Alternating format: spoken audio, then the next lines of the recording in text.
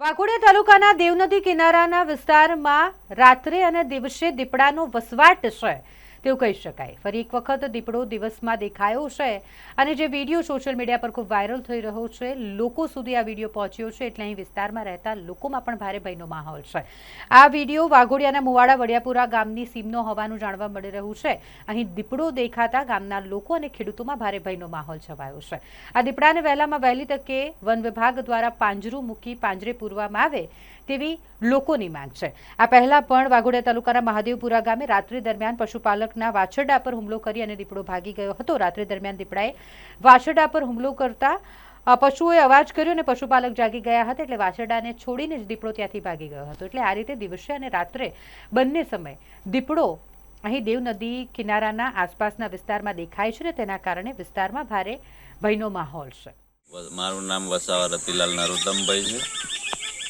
મારા મોટા ભાઈની ગાયની વાછડી આશરે 1.5 વર્ષની છે અને ગઈ રાતે દીપડાએ પકડી છે અને અમારી અહીંયા આગળ આવા તો અનેક કેસ બન્યા છે। મારા વાડામાં જ 3 થી 4 કેસ દીપડાએ ગાયોને વાછડીઓ મારી કાઢી છે। હમણાં ગુરજની અંદર થયું છે, પછી હમણાં સીમમાં ઘેટા ચારવા આવ્યા હતા એ લોકોને બી માણસ પર બી 2 વખત હુમલો કર્યો છે અને જાણવામાં આવ્યું છે કે મૈયત થઈ ગયો છે માણસ, એ લોકો જતા બી રહ્યા છે।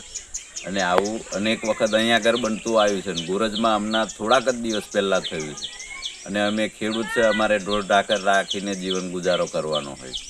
હવે આ જે વારંવાર દીપડો અનેક વખત હુમલા કરે છે તોય જંગલ ખાતા તરફથી કોઈ કાયદેસરના પગલાં લેવામાં આવતા નહીં।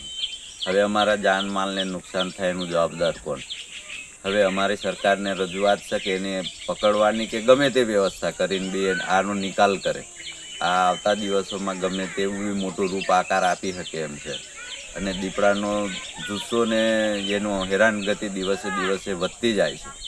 એટલે અમારે આ રજૂઆત છે કે આ દીપડાને પાંજરે પૂરવાની કે પકડી જવાની ગમે તે વ્યવસ્થા કરે, બરાબર। અને આ અમારો આ જે વાછેડી છે એનું આવીને નિરીક્ષણ કરીને જે ખરાઈ કરવાની હોય એ કરે અને સરકાર તરફથી જે સહાય મળવાની હોય મળવાને પાત્ર એમ નક્કી કરીને અમને ચૂકવે।